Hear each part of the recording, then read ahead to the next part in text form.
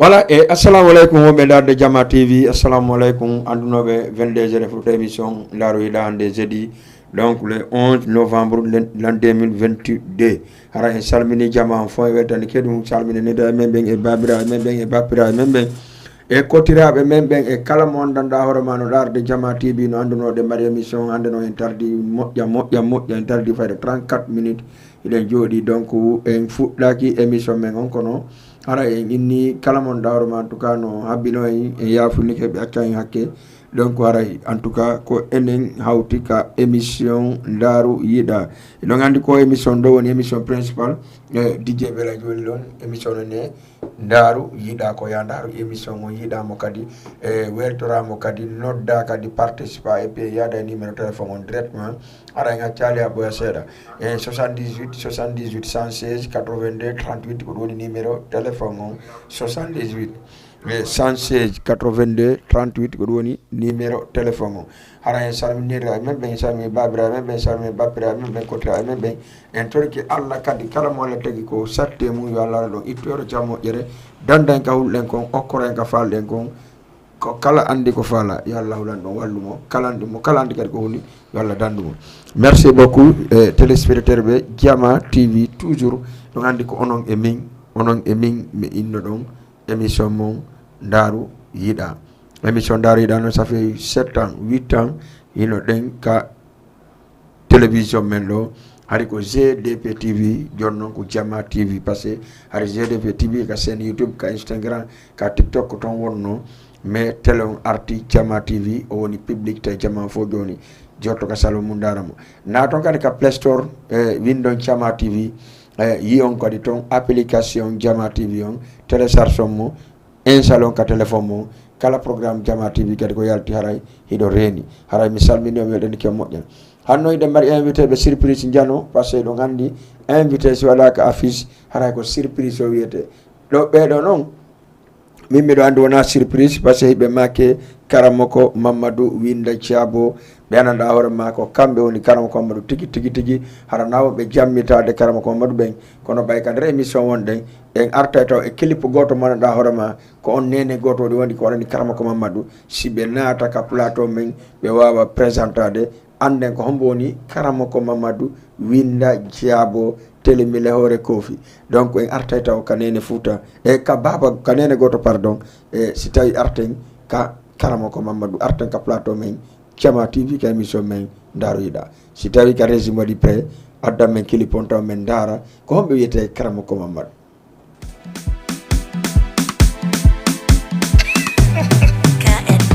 Anani ay ali, ay today what are we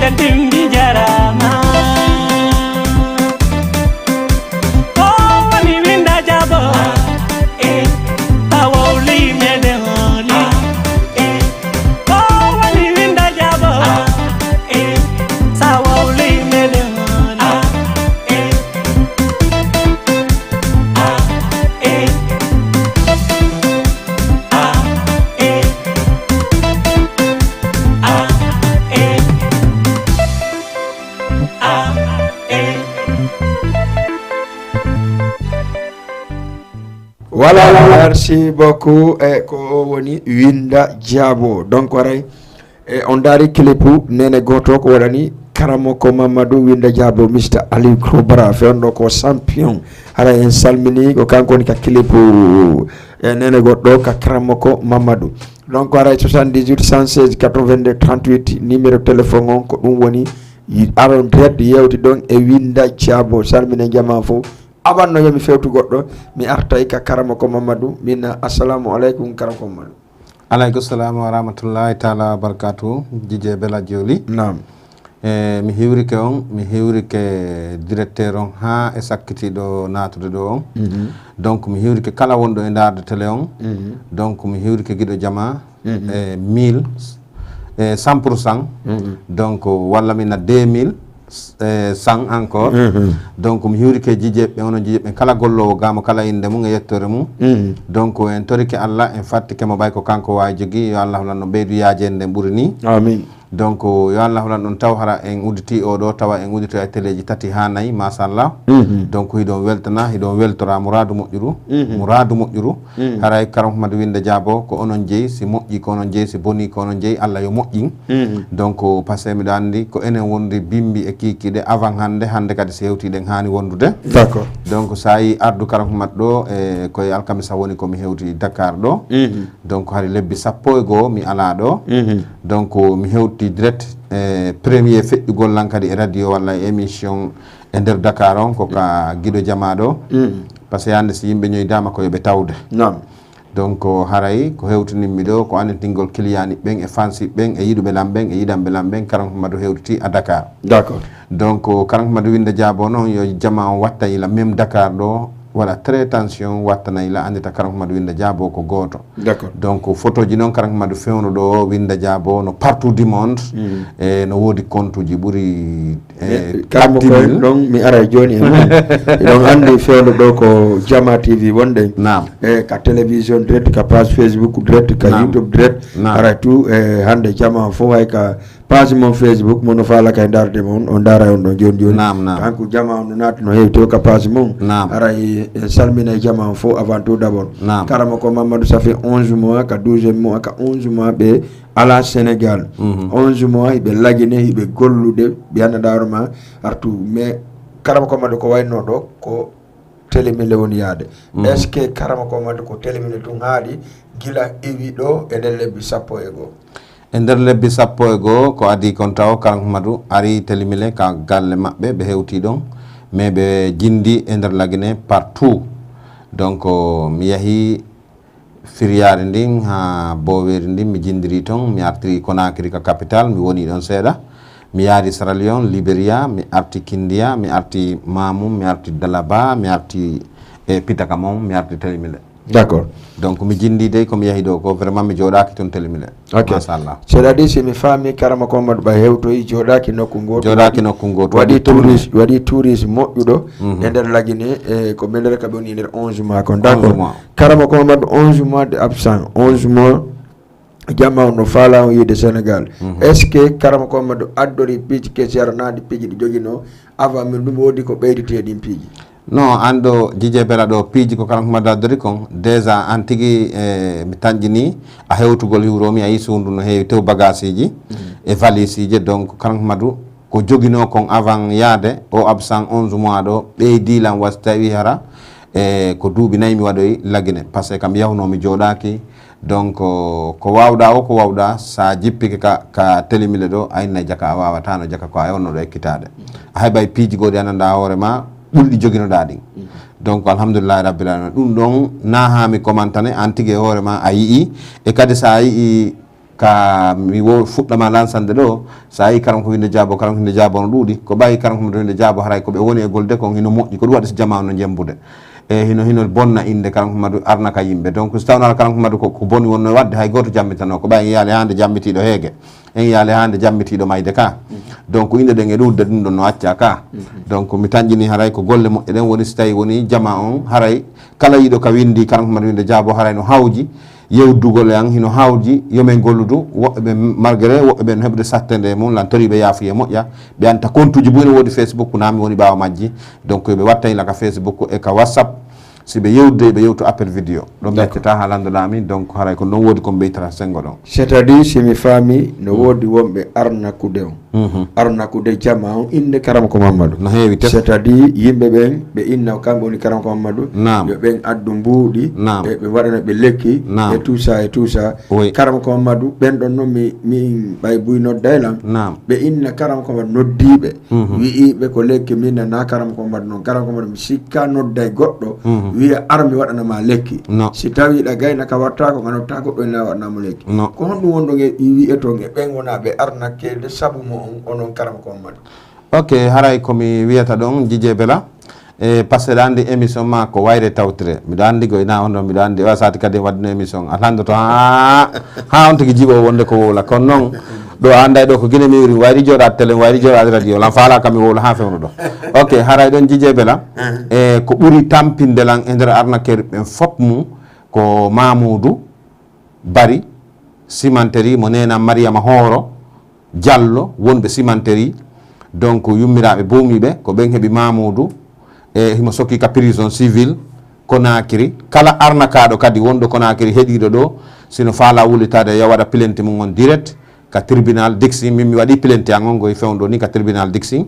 mi waɗi plainte an on Telmile waɗi plainte an on Kinde waɗi plainte an on e Conakry kadi direct inchallah la mari témoignage ji ɗi fof la mari seedeji ɗi fof plainte ji ɗi fof la joguiti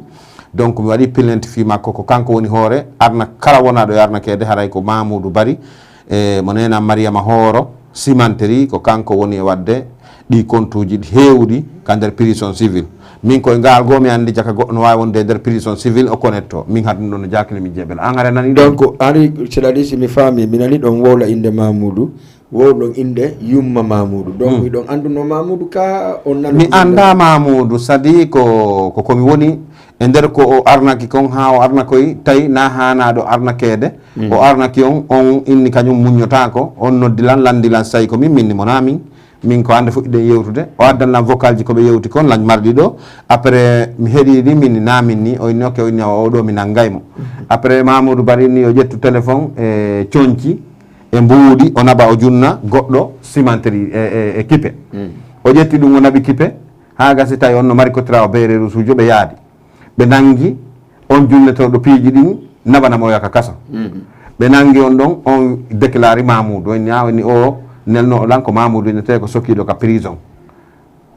civil Conakry o nodday tun on ɗon o nodday tun on ɗon oyna nadde ɗon goɗɗum joni siko jemma o innama han gorko on ya ƴettu walla an debbo on ya ƴettu mbuuri ɗin waɗa fo mum e mbuusu walla saku coñci ko woni ka suudu ma kon fof yaha fotta e oɗo hara noon na ya teƴƴimmo ko a yawtu junnamo huccita yaha après ɗo ya hewtu kama harata e suudu ma ɗum heewi defu mbuuɗi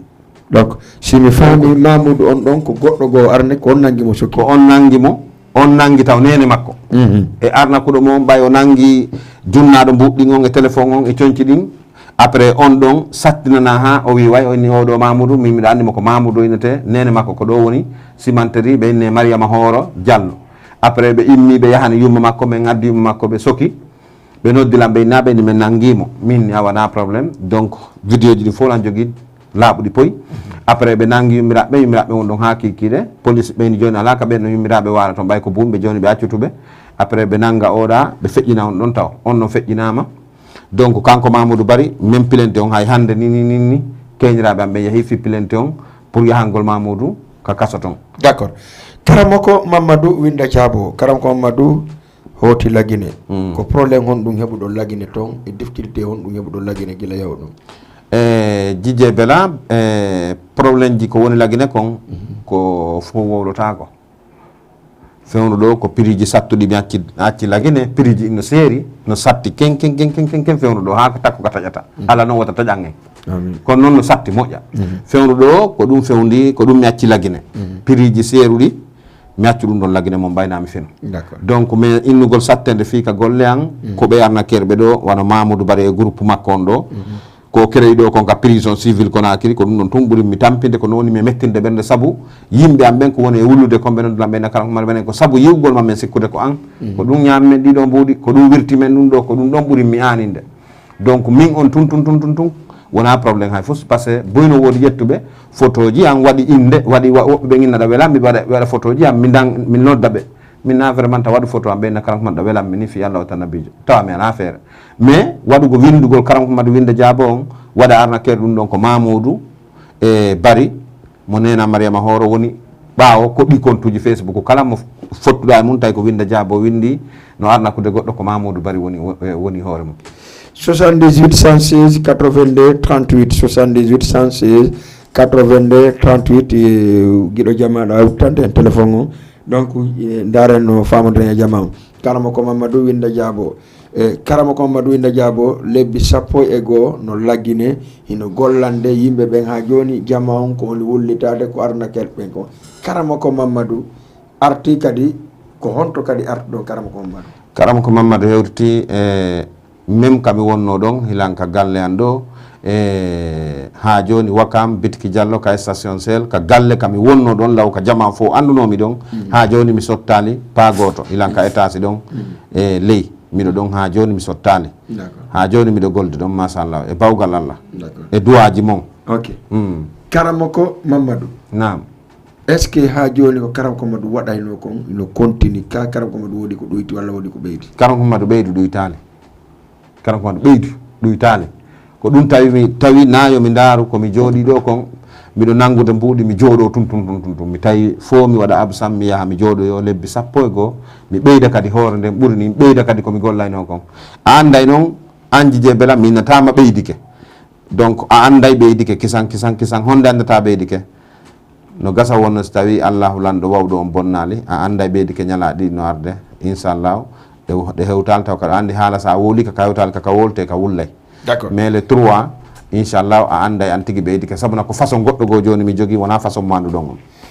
karama ko Mamadou woko façon goɗɗo go ɓe ardi wona façon mo ɓen andi on musidɓe 78 116 82 38 numéro téléphone on ko ɗum woni hande ara ko ɗo salminten association ji ɗin fop salminen andinen jama on karama ko Mamadou hewti numéro téléphone maɓɓe mono faalaɓe numéro téléphone on ha joni san saliji je bela 77 waɗa 828 waɗa 16 86 77 828 16 86 ko ɗum woni numéro karama ko Mamadou principal on mi wayno ɓe jogi kadi numéro 900 jo 77 911 41 36 eytinogal ɗon voilà ngal ɗum yeytinogal 77 911 41 36 ha joni ɗin ɗon ko numéro ji karama Mamadou Winda Diabo ɗin noon haray fewdo ni himen ka télévision ɗo noddoɓe yo accu noddugol ngol taw seeɗa donc miɗo ka télévision ka guiɗo jama yoɓe ndaaru télévision on walla ɓe ndaara ka passe e Facebook e karama ko Mamadou Winda Diabo walla ɓe ndaara ka passe guiɗo jama walla ɓe naata ka honto kadi ɓe naata ka Play Store ɓe télécharge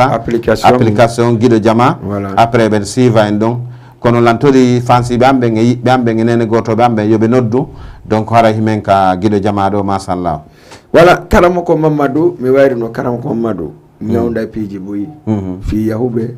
fi wonɓe toon mari probléme fi ɓe heɓali kaydiji et tout ça est ce que ha joni ɗum ɗon no mainteni e karama ko Mamadou ɗum noon fof minnuma e guiɗo jama ɗum noon fof minnuma ɓeydi ɗoytaki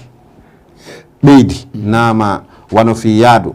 walla fi marché ma bediki walla fi mo heɓali jiidi walla fi mono faala sattira fi dewgal walla mono sattira fi awa goɗɗo mi tañƴini tun haray goɗɗo voilà 78 et 16 allo allo salamu aleykum waaleykum salam wa rahmatullah jarama ɗon e jam allo salamu aleykum waaleykum salam ɓiɗ télé ma on seeɗa garan aɗa e télé on seeɗa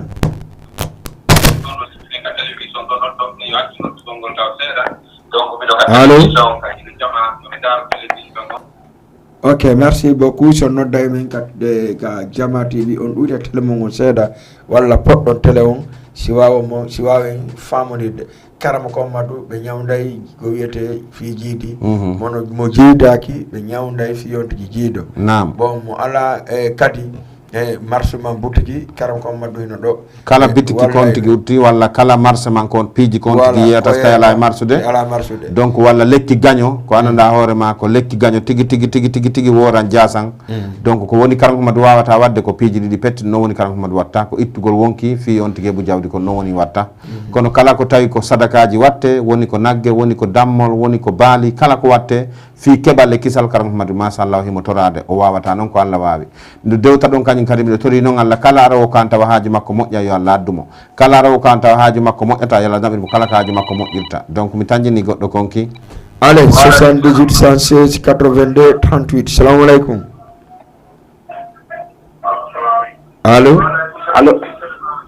allo grand on jarama do ite tele ma seeɗa la podɗa tele on assalamu alaikum Nelly. Allô. Ok, merci beaucoup. Grand la fala yewtu. Il faut portiner télé on seda. Voilà, portuda ka takko télé on kam pardon. Allez, 78 116 82 38 ko dum salminta auditeur be amen fo surtout mabe crayon parcelle habe aslem montagne aslem salminen be Grand Dakar parce que vraiment ils ont andi télé no partout edna lan fondo ka page Facebook e ka fa law yette goddo ka ligne 78 116 82 38 allo assalamu alaikum wa alaikum salam wa rahmatullah ilo jam allo karam me hedi mamo jayda jam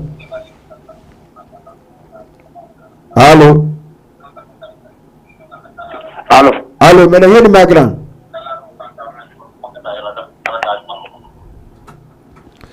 ok merci beaucoup Karamoko Mamadou naam Karamoko be fotto lagine mais parce que fotte Karamoko du lagine wado be piiji nyande go be arno be wi no Karamoko Mamadou joni be bonitanama ko nyengoto ko be nyengoto ko be yalta mbudu ko nge piiji fof mais est ce que Karamoko Mamadou wayla yewde fi dum don no feƴƴiri lagine non jije bela kala wiiɗo ma goɗɗo bontinani Karamoko Mamadou hakkude e Allah woli tum haala welka haray ko weli on tigi woni e wulde dandi Karamoko Mamadou hatta heɓo minata ala few kono ko ɓuri laaɓude ha laaɓa kon bontanowo Karamoko Mamadou on ɗon o reedaka taw sakko jibine mi anda noon sino henamma yandi ko saabu on num ok mono wonde duwa nene o tampata min wona ɓura nan on tum walla gandal an janngugol ngol tum walla innugol komi wawi gollude kon tum mi wonde mum ko duwa mi wonde mum wona golle tum mono wonde duwa wallahi azimi heɓata bonnanoma min kala mum fottata tampinolam mi fottata kala raw ko an tawa haaji makko moƴƴata min yidata kala raw mum gollanta tawa on tigi nisa min yidata min golla nisa ala ka ko golla welto woni ka acca ƴetten goɗɗo ka ligne golla welto woni ka winda jaabo assalamu aleykum allo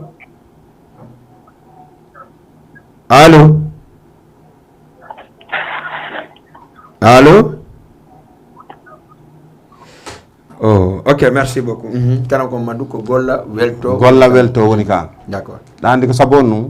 par ce que kala ko mi wawata ko minna mi wawata anji je bela ko aminira ilandema wonde wakam do fawi joni duuɓi buy wota surran ha hande ko hombo dari ka damallam wi ino arani mbuɗi mum ɗi mi yiyani fen donc mi yiyani a faami somi waɗi consultation on ko mi wawata ko mi laaɓana joomum mi wawata somi amima wiide mi wawata mi yettoma nabor mbuɗi ma ɗin taw donc nden en golloye a andi ɗo golle maɗe mi gollota a faami jije bela a andi Karamoko Mamadou ɓeydoyi ham wo Karamoko Mamadou ɓeydoyi hoore mum ɗo Karamoko Mamadou ɓeydoyi ke fotti e ɓurɓe ɗum fof e nder lagine heeɓi goɗɗum kañum kadi ɓeyte hoore mum nde wo ñande anniversaire ma o Karamoko Mamadou winda jaabo ñande anniversaire le 3 décembre ara jama fof nodita nde ñande ɗon andi busi wowlay ɓeyna Karamoko Mamadou belay sa joni o Karamokojo par ce que mo wonde Karamoko Mamadou pas question komi Karamokojo miɗo wonde Karamoko Mamadou miɗo weldi noon e Karamoko Mamadou vraiment ɓe jaɓalla noon jannugo Karamoko yagal ɗum ɗon fo mi wonna e ɗum ɗon Karamoko yagal ngal ɓe sadari mbile ñande yagal kaɓe wondi kon ɓe salla jande ɗum ɗon bo heƴataka hoore am tawa gonga maɓɓe so ɓe janilande min ko wiɗɗi mi woni wadde donc non heƴaka hoore ma kono hewtalta o d'accord hewtalta o ka wawɗa janggude ɗum ɗon ok Karamoko Mamadou fewɗo ni hande e mono faala heɓude kalis mono faala be mbuudi konno diyarta kam donc mono faala hebde mbuudi no mari partie ji buy fi jawdi no woodi ko annda hoore ma ko lootete lam mari miɗo mari fi jawdi ko annda hoore ma ko haɓɓete miɗo mari fi jawdi si tawi on tigi hawja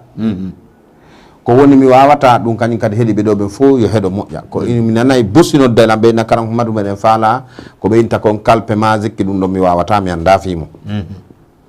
kono noon kala ko lotte fiyo ƴiƴanɗam weelu fiyo allahu lan ɗon okkore ɗum ɗon miɗo mari a arata noon ka am mi yaltina mbuuɗi ɗon e ɗon mi junnama ɗum ɗon mi taganaka mi wawata waɗande goɗɗo ɗum ɗon miɗo mari noon ko anɗa hoore ma si a lootike machallahu a heɓay jawdi ɗum ɗon kañum kadi allahu lan ɗon no hokkilam min noon hunde komi wawi faydi komi wowgolude hunde komi wawi ala ko allahu lan ɗon wawi fof si a gomi allahu lan ɗo wawɗo on ko goto a hoolike komi junnuma kon moƴƴay sa inni noon komi junnuma kon a hoolaki donc ɗum noon kañum kadi moƴƴata hande o karama ko yagal no mari façon ji boyi karamakoɓe minen karamakoɓe himen ɗuuɗi titaru nder toon min inna si min gollanima ɗo joni joni min hokkima dele balɗe sappo balɗe nogay jaaboto ɗum min tooñay woni allah ah bon ko tooña donc onon watta dele non sa joni accimlannoma goɗɗum joni a torotoɗo bela jije bela joni en fotti wano mi arɗo joni ko guiɗo jamani mi arɗo joni mi daro min guiɗo jama miɗo ari kama mi faala ya hokkan ɗo 1 million joni mi bustara noon mi hendaki ɗi mi halfinama mi ñawlakima a ñawlakilam mi innima faali force bustaɗo mi hendaki 1 million kon faala kon a jaɓay ka jaɓata si mi innima noon fi allah hooti annabijo si a mari wallitolan sikoya a ñawlan sikoya a hokkan miɗo mapori waɗa fi allah hooti annabijo si a jogui wallahi mi accata ka sa toriki allah a hottike ko honde jaboto kere ko an tu fewti allah no wodi woɓɓe no juuli ha tiiɗe mum no tufi allah yiƴƴitaki ɗum taw ka ɓe gayno haala ɓenni sadaka na ñande sadaka on itta na nde ñande o jaɓete ka wona yon tigui hawju golle hawjantaki sa hawji marsata ake ƴetten goɗɗo kaleji merci karama ko maddu koni tigui mi andi noon e ko ni kadi mi sikkitno mi andi kadi par ce que buynoɗo la lanno fi karama ko maddu winde diabo karama ko maddu hewti Dakar karama ko maddu hewti e boutique Diallo ka siège mabɓe kaɓe wowi ɗon kaɓe woɗi galle mabɓe ɗon e si Allah jaaɓi mi wiya on toujours mi rappelay on numéro téléphone karama ko maddu on ko 77 828 waɗa 16 voilà 86 77 828 16 86 donc pourquoi hande busi landikelan mais sikkuno ko pareɓe maɓe walla maɓe wonda invité ka télévision karam ko madu donc min e maɓɓe wona hande si ɓe wiilagine jama on landat lan har fi maɓe arta ka émission an ɓe yewta jama on ko honɗum par ce que mi soñjike trop téléphone e karam ko madu woɓɓe haɓɓilto min mi daranayɓe min e hoore min ko min woni ko min karam ko madu winaɓe e min komi meññira o karamo ko Mamadou kono noon mi wawata karam ko madu wawi ko ɓaynami fenango akke mi jonna o numéro karam ko madu on so daari ka téléphone an ɗo ɓuuri 40 whatsapp europe en ɗo ɗum fof ko min ɗa ko karam ko madou ɓe sikka ko min ha woɓɓe an faalela wolande andeji maɓɓe min o waye donc min wonami karama ko Mamadou komi miñiraw karam ko Mamadou donc karam ko Mamadou hewti Sénégal ka innete boutique Diallo Wakam ɗon e ɓe arti ɓe sentike ko teddu galle mum onon falanoɓe yo haajoji mum ɓurtu moƴƴude ɗin on nani noon koɓe yewti kon ɓe wi na kamɓe wawi ko Allah min lelan andi pellerette kadi Allah ko goto ko Allah wawi par ce que pourquoi ko fiyonɗu min ko Allah wawi mais siɗa wonde duwane hene baba hiɗa itta sadaka a antinayi anuɗo ko wallahi sina si goɗɗo ari kadi kam a antinaymo par ce que ko ɗum ɗo woni l'essentiel no andi karam ko mbaɗno wonde ɗippiji ɗon donc mi wona e on témoignage ɗon par ce que ko sa tampi tun a wuggani keɓe en tout cas ɓe ala e darde ni walla ni ɓennayi bisimilla ko tawɗa ɗo ko senday donc ɗoni neɗɗo ko ɗum kadi si biro maɓɓe mi wola e ɓa maɓɓe si biro maɓɓe wi Mamadou miɗo faala 100 haray 100 000 ji ɗin hewtoyi ɓe wi tun 100 francs haray 100 000 francs CFA hewtoyi ɓe wi 100 000 francs guiné kala ko mbaɗa 100 000 francs CFA ɗum ko plus 1 million francs guiné donc mo kala yo du'o nokka barki nene baba mum no faala wonde karama ko tigi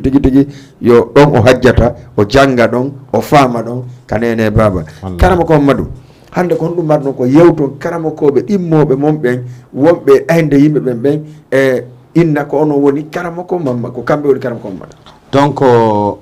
Djidje Bella ɗon harayno woodi konnguli ɗiɗi mi dewtante ɗon sengo ɓen ɗon donc mino foodi taw ko faala wadde ganinga e Djidje Bella haray ka karamako Mamadou ɗa e kala faalaɗo andude si tawi karamako Mamadou ko goonga karamako Mamadou ɓeydoyi gandal yon tigui ari anniversaire Djidje Bella nam on tigui anday si karamako Mamadou ɓeydoyi gandal est ce que karamako Mamadou ɓeydali gandal par ce que innu hi no woodi piiji ɗiɗi suuɗotako reedu suuɗotako ñande ɓe ɗuƴuray ka si wiyama kadi gandal innama kaka fottete ɗon fof fotti jama tumbi yahi 2000 wallahi a jemi sa dari ka hakkude ka tribune hakkude ɗon sa inni a ɓeydi gandal jama on yeeyi min noon fof no andi karam ko mbaɗa winde jaabo wolta ko watta ko anniversaire ma on ala ñalade onon Djidje ɓe fof sina jour anniversaire ko mettimi o ko anniversaire Djidje bo on feƴƴi comme mi hewtali donc anniversaire ji mon ɗin ko ɗin ɗon min wawi on soutenude kala yiɗɗo Djidjejo yo soutenimo ko anniversaire kanko on jour goto pettomata hitande nden fof yet weltanɗen ɓe ɗon e mo kala ko yiɗani on tigui ya soda tike on naata jooɗo si tawi woni tawi ɗum ɗon fof a wawata yawde e waɗu ko enveloppe ko heɓata kon nodda mo hawno to ƴetta watta sokejo makko hara a soutenimo mo kala noon soutenance on ko ñande haaju makko on o wallete somi wallalima ñande haaju ma o feƴƴina hono mi walletande kadi ala donc haray karam Mamadou winde jaabono ɗo e wakkam Bitki Diallo onon arnaqueur kala ƴettuɗo photo an waɗi Facebook no andi pelletti ko photo an waɗi mi torikema Allah mi fattikema Allah wawɗo ɓay ko an wawi jogui yo Allahu lan ɗon ittu ɗum ka ɓernde mum itta piiji bonɗi ko wonɗon e wadde jama on kon artenan fondo moƴƴugo hokka on ɓernde moƴƴere harana wullingol goɗɗo mi yi goɗɗo no wullini ɗo pay kun golliɗo ko yahi 7 ans kun heeɓi 400 000 francs CFA 450 000 francs CFA arnaqueji nanguiɗi nde wotere gasi ƴetten goɗɗo kalin karam ko madi salamu aleykum allo merci beaucoup 450 000 francs 450 000 francs CFA o ƴettiɗi nde wotere pet kumpay ko arnaqueru yangoyi ha hendoyi numéro an o noddilan onni karam Mamadou minena oni ko enen yewtinani on hendike na sodugol lo min ko min o noddi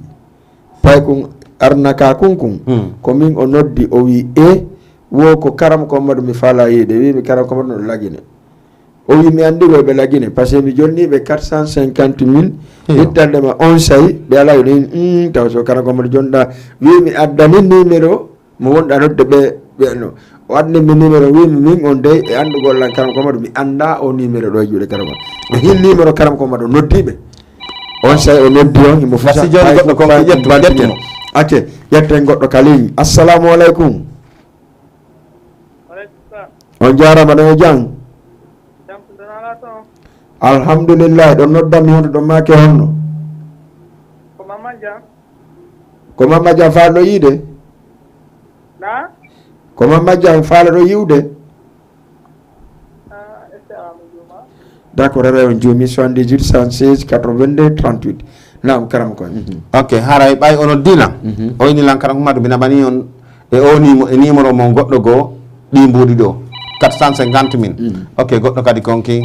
allez 78 116 82 38 salamu aleykum yaɓede mi falli janama acca goɗɗo walla neyi hannde de donc a faami ɓay o noddilam minni ha minni awa minni numéro hombo naɓudaɗi o addi numéro o minni ha dey oɗo na numéro anni numéro karam Mamadou on ala on ɗon donc ƴetten kadi goɗɗo daren oɗo kay sina jumuɗo ka ale assalamu aleykum waleykum salam wa rahmatullah ɗon e jam jam suntana ala toon ɗon noddame hono ɗo make onno ko Djidje Bella nam ko kanko nam faji dara meɗen nodda on depuis France depuis France ayne noon ko monsieur Alphadio darani no wona kanko haray konngol ngol turnande daray ko min Bawuri Bawuri tigi le d' accord Bawuri ɗon e jam jam suntana ala toon alhamdulillah Bawuri ko honto e kamen Pita honto e Pita Leymiro Leymiro donc enen kawtiri min ko momi dongol tuuma dongol tuuma ne tigi le haray kono woni hay ɗo salmina foti ko seeɗa e moɗon ala merci est ce que in ɗo karam ko Mamadou on yewde seeɗa tigile bisimilla ɓe jentima. assalamu aleykum. aleykum salam karama ko Mamadou. na on jarama. on jarama tan ala to. jantun ko ɗum fewndi français ɗon e jang. yettore Allah. yalla ɓeydu jang o okkora on artira on e hoore kuntal haaju. allahumma amina ya rabbi allahumma amina ya rabbi. nam. haray ko ɓangingo ko maɓuɗon ɗon ko armateur ɓe. nam. ɓe balɗe ni suka gorejo an goɗɗo addanimo vocal. o wi ko kanko karama ko Mamadou winda jaabo yiɓe haaɗo e Konakiri ɓe yi Sénégal ɓe yehi Konakiri. nam. haray so tawimo so holi yoɓe humpodir haray yiɓe waɗi fere. nam. on sumati. nam.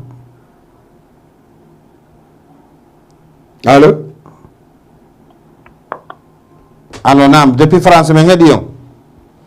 ligne mo on fota taƴude ɗo gonno par ce que ɗo ok merci kanko Mamadou ka par ce que ɗo kaɓe wone yewde ɗo ko fi arnaquere ɓe mi wonma wonande ɗo fi mum ɓen ko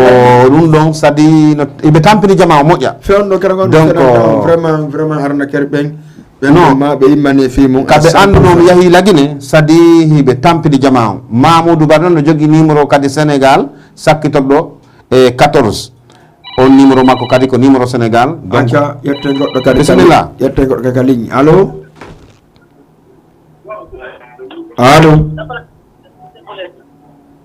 ok merci beaucoup donc himo jogui numéro sakkitoɗo 14 on kañum kadi ko diplôme ngan on o waɗi photo profil e on whatsapp ɗum kadi ko goɗɗo addanilam donc himo mari noon correspondant ɓe Dakar ɗo wonɓe e naɓude mbuuɗi donc yiɓe heewi goɗɗo on hino marge jeudi ɗo donc goɗɗo on no Pikini donc awa ƴetten goɗɗo kadi ñibbela 78 116 82 38 allo oui on jarama de ngara nala to alhamdulillah ɗo make on ɗo noddame honno karama ko Ibrahima Dumbuya karama ko Ibrahima Dumbuya awa ino ɗo karama ko Mamadou kadi sikkanga to ɗum baba sikka non sikkanga tawa ka arna kerɓe allo oui Ibrahima Dumbuya nala to jantung alhamdulillah tawinen noon mbawa welande émission nalaba awa on jarama o weltanama ka wontir ɗon toon iɗon darude mi salmini ɓeyguma e fayɓe ɓen fof no sewiɗon ɗo direct so Allah jaɓi awa ko oɗo woni Ibrahima Dumbuya talibaji ammo Kambaya mo anduɗa hoorema mi neeɓi diye mum machallah haray hiɗen weltanimo hiɗen min weltani ɓeyguma ɗon kadi mourade moƴƴuru e ono wonɓe darde ɗon men fof e pay koy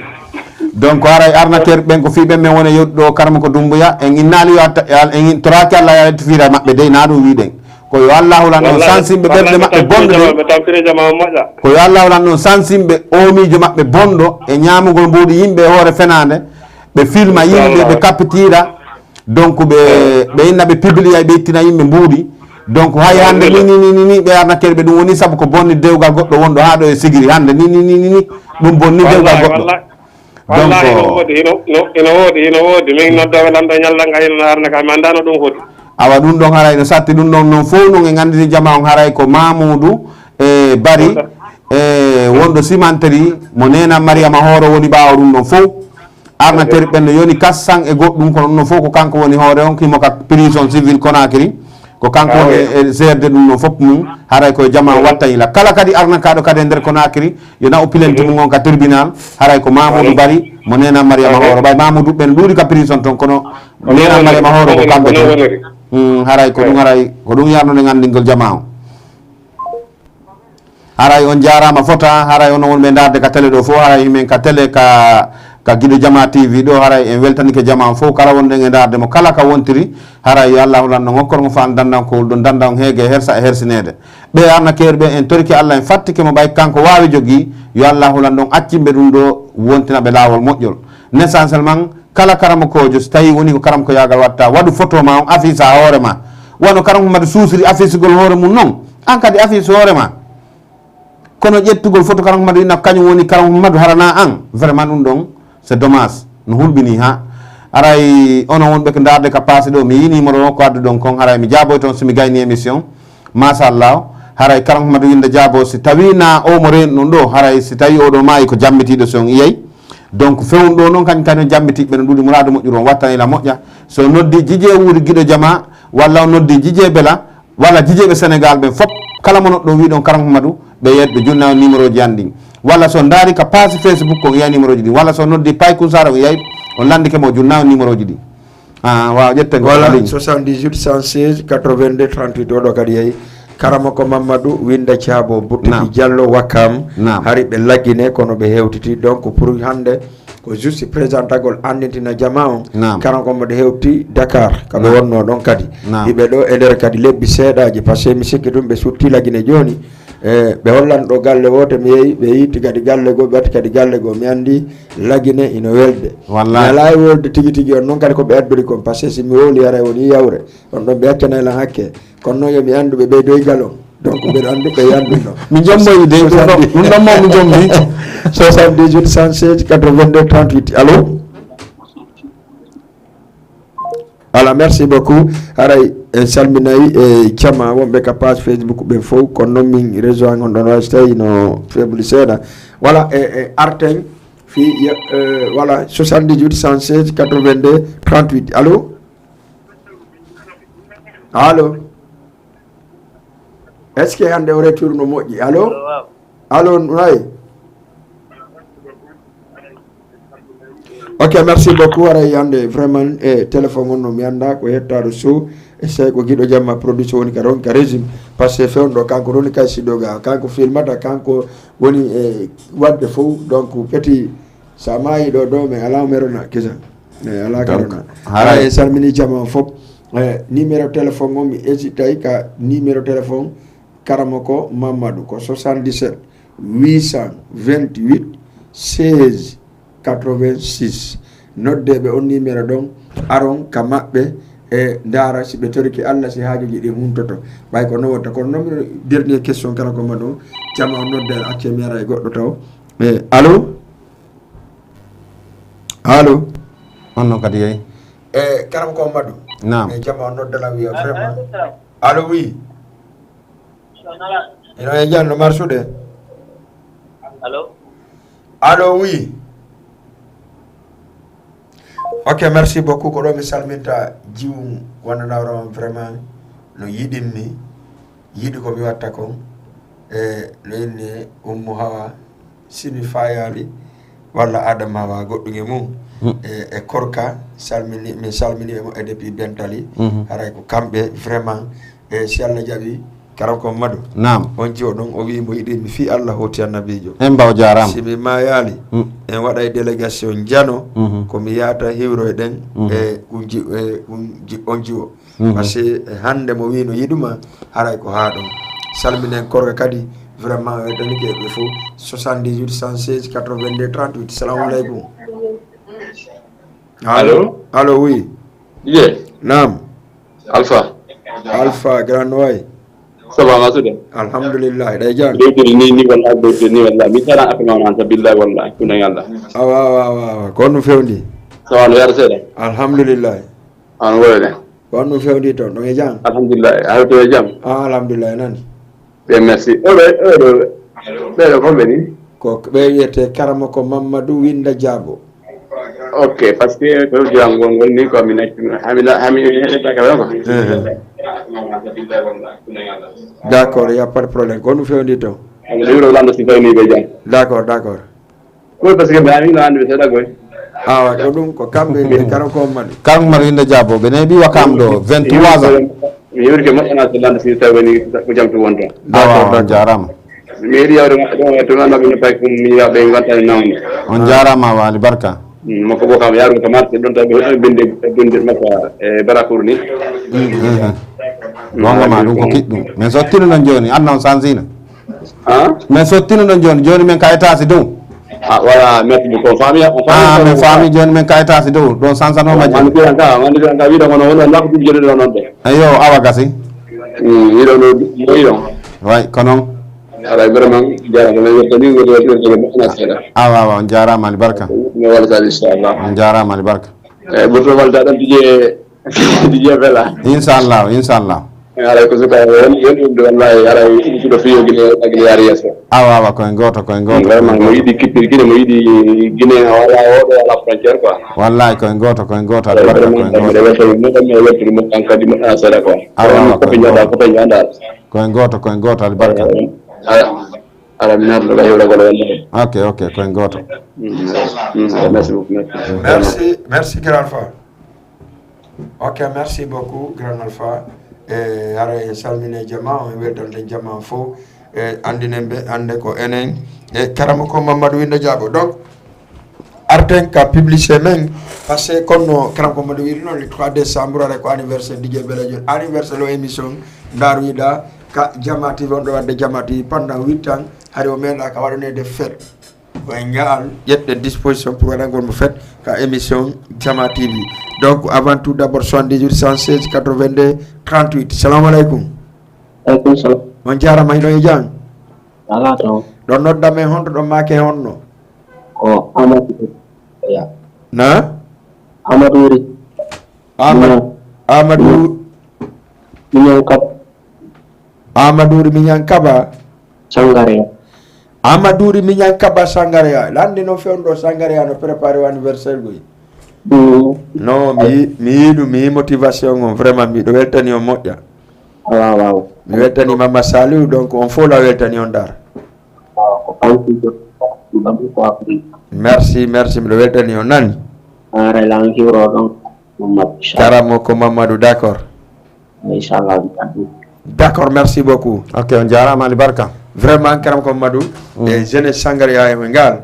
vraiment be motivi mo be mari pay ko goto wete ko Mama Saliou e wondo e ko fas onno décidi inshallah hikka kanko jeune sangare ya be wawa notade anniversaire on be dumano passé yontre hande ko goddo mi invité do be ara be yewta ko dum be motivani on anniversaire parce que vraiment ça me fait plein jonno en ara ka andi ide mari parembe de mari marembe de mari invité d'honneur be de ngari garçon d'honneur be bandarma be do fop no winda wali donc on andi ko Jama TV présent l'anniversaire DJ Beladio samedi le 3 décembre au Nyani Night ko be wi parrain monsieur Saliou Conté président SB Vision parrain encore be wi monsieur Balde depuis Grand Yoff parrain encore monsieur Balde depuis Rue 25 ya den kadi ka parem be ha joni wadden Grand Alpha Brioche Doré depuis Pikine iwden no wadden ka maren arden ka maren widen Basing depuis maren jon de Basing depuis to e Medina kanko Basing Ri 11 angal 12 Medina arden kadi ka maren ha joni arden ka Aissatou Bari depuis Grand Dakar Sira Bari depuis Wakam arden ka Bartouli kadi depuis Wakam iwden don kadi yawden ka fi d'honneur ben arden ka fiido ne kadi arden Adama depuis Pikine kankadi fendo mo darden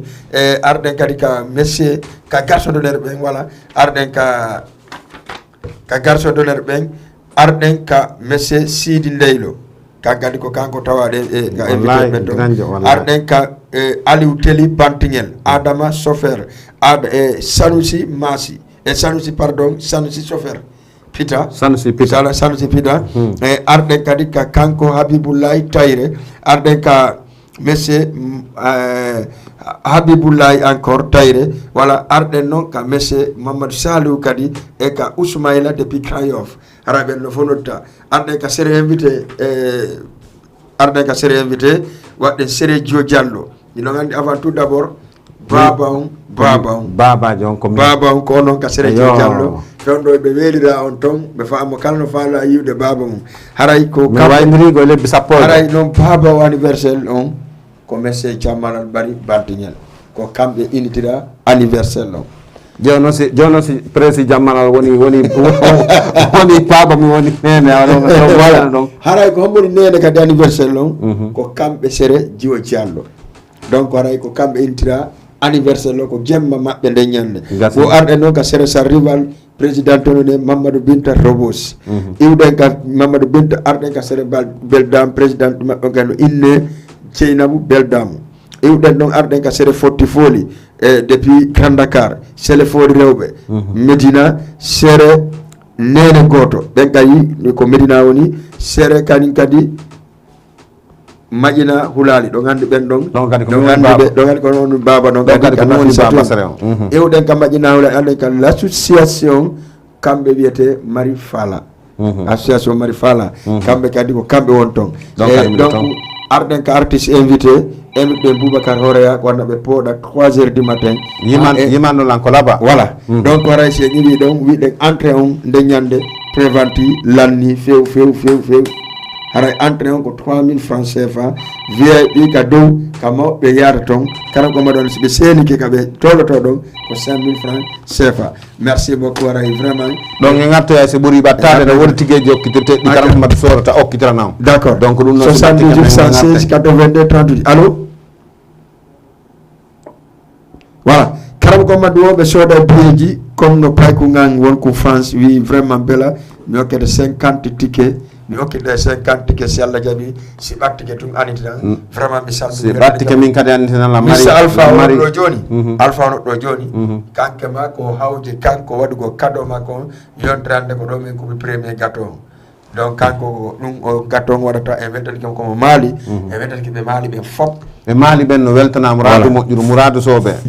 bay hay be idal la yidi be mali ben be weltanama be weltorama be torama duwaw hakkunde nyalla be joni kala ko Mamadou arten ka dernière question mo naam waawi wayno dir dépasser le l'air ay le l'air karam ko Mamadou naam jamma wi lan wodon série moƴƴa est ce que ko gonga idon série wallahi ko gonga mabbe mi do série ha d'accord yawo wono sodugol gertugal yawo sodugol nagge yawo sodugol dammol wona goto be yobo acca ƴetten goddo kalin assalamu alaikum on jarama no e jang Janton. hiɗo noddami hoto ɗo make honno allo oui ɗo noddami hoto ɗo make honno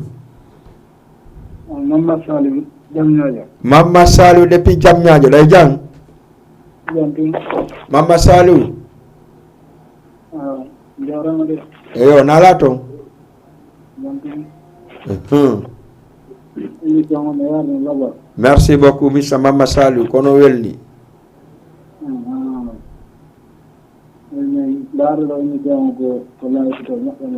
d'accord merci beaucoup ɓe jamñayi fof salminama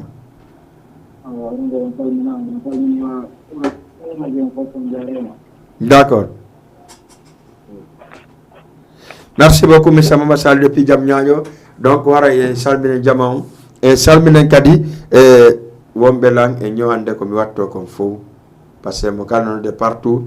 min e ngal a wawata wattade ko nelteɗa ko e ngal fof ko ya watto ha kan ko da woy mo partout non lan vraiment a eɓɓa donc mi heɓɓi hamironki jonno ko mi heɓɓi kon fof so Allah jaɓi miɗo fankude put mi wallinayɗa mi ɗaɓɓa goɗɗum ko hawri ni mi watto sinaɗo si wattani kewɗa mi wattana kewɗa wona e fasare donc joni ko kanko mi wattoɗa après kala ñande o mi watto mi ara ka télé ɗo mi comporto ara wuuri jiɗo jamanu to mbaɗi kilo tum voilà ɗum ɗon komin tigui voilà kono noon kankadi so Allah jaɓi bami darnamo hajo kilo tiɗi e paɗe pettu par ce que mo yiɗi ɗum ɗon acca ƴetten goɗɗo ka ligne allo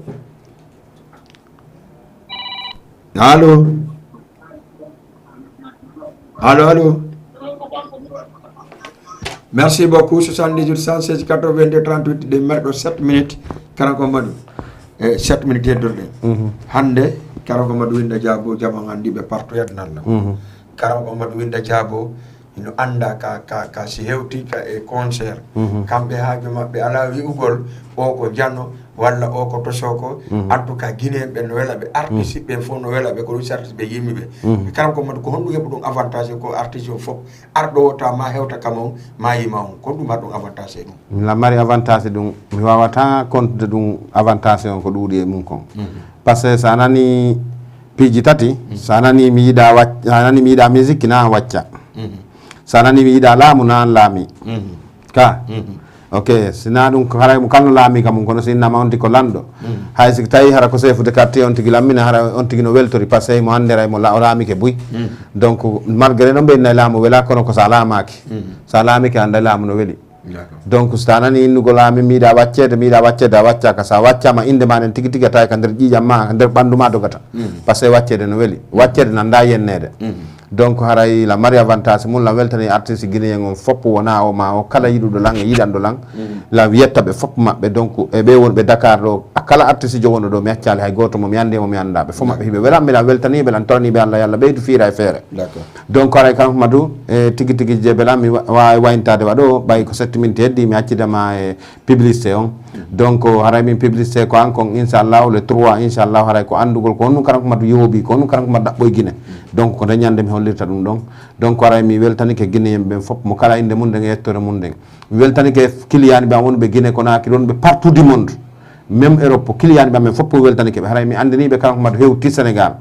mi tori ke jama on mi jeji be yandi yo be daru ka page Facebook be partage video kala handi do video yo partage andi non jama on kan Madou winde jabono Dakar ta goto day no nginnan kan Madou winde jabono lagine addanan do mbudi walla mido Sénégal donc kono wadu ka numéro an Guinée mido Sénégal garabe day nion donc video ji din kadi kala wadan non kadi video kadi wadare video ji di mojjay be jedde photo ji go e video kiddo be bakindira be inna ko min iya ko min woni wolde kono hala kan ko woni wolde kon yaada donc dum non kadi wattane ila mo muradu mo juro an ton kan Madou winde jabo dayna taw fenan taw ko wawata ko ngina wawata ko wawi ko ngina mo wawi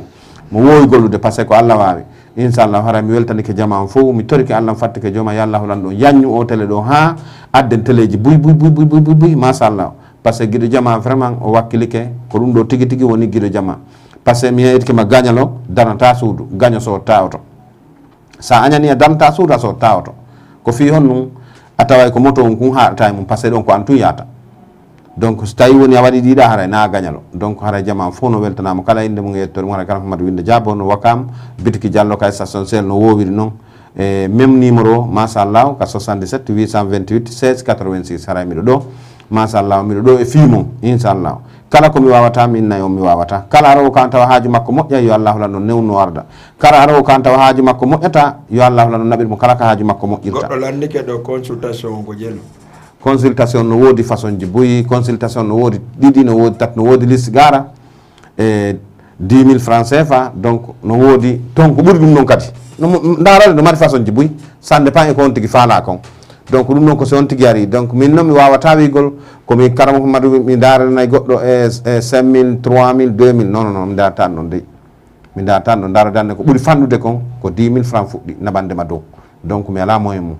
donc kono noon kadi noon sodowo gertogal ngal e sodowo mbeewa e sodowo baali e sodowo nagge na gotum ɓe yoɓoto l'essentiellement ko satti wo so tawi heɓay ko falɗa kon haara satta ko so tawi heɓata ko falɗa kon ko wata way kadi ko perdi ndika sa waɗano donc kala Madou winde jabo ko ɗum ɗon haray mi salmini jama fop fansiɓe amen fop yiɗɓe lamen fop yiɗamɓe lamen fop yo Allah ɓeydu fiira e feere ka télé ɗo mi torikema Allah fattikema jooma Allah e moƴƴere lutti tan mbawa haray mi weltike o mouradu moƴƴugo min noon assalamu aleykum wa rahmatullahi taala wa barakatuh. Merci beaucoup Karamoko Madou wa alaikum salam wa rahmatullahi taala wa barakatuh. Haray en salmini jama fop émission men o lanni hala bi hande ko spécial émission lendi aro do haray ko Sira Bari Wakam woni ka plateau men do en tant que marraine basse do gandi kankadi voilà haray si Allah lan do jabi e Karamoko Mamadou winde jabo wayi waynitade ka plateau men e aray min kay ko do mi salminta lama e be anda dawrma no tawa ka fans club ka kerebe groupe on fi association on e salminen ɗon wano sodo depuis Maris salminen hawa depuis Rue 23 e salminen e kanko Mariama kadi depuis wonuɗo e lama on e ɓe fof dal wonɓe ɗo ɓe fof Mariama 1 Mariama 2 Mariama 3 donc ɓe fof ɓe salminama salminen kadi Hasanatou kankadi mo darde émission on salminen Houssay aussi mo darde émission on depuis Medina e salminen kadi Adama depuis to e Grand Dakar Houssay depuis Pikine ɓe fof ɓe darde émission on salminen kadi ka Sere Dio Diallo en accale goto Sere Sar Rival Sere Madina Hulali association de commandres de Marifala haray en salmini jama fop e weltanike na o ma o haray hande kadi ɗo gande émission men on gasi ha laaɓi haray mi anitina on noon Bundes tournoi Bundes DJ Belam organisation dimanche le 4 décembre stade Iba Mar Diop o teddungal lemon kala fala do participe de ka Bundes règlement l'intérieur la jogi nodda la 77 595 10 80 37 pardon 595 10 37 wala nodda la 76 481 96 82 ɗum en ko ɗon woni numéro WhatsApp an on 481 96 82 hara en salmini message Jamala Bari Bantingen hara mi andini on le 31 décembre hara ko onon e Bagada Wonson wondude e Binetti e équipe mum on fop Bagada équipe mum on fop le 31 décembre et c'est donc Iba Mari Diop de Dakar Alkazayo no tawa e Hakim no tawa Boussi no tawa e concert on le 24 décembre ko onon e nouveau génération Amadou Badiam woni ko organiser un très grand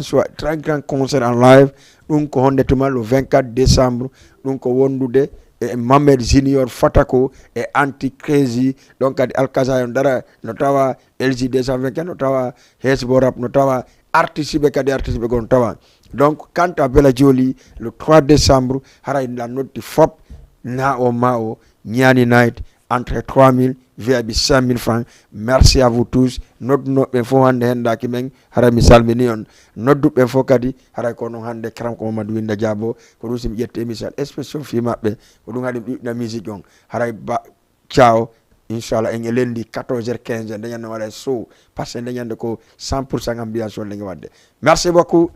Merci ciao.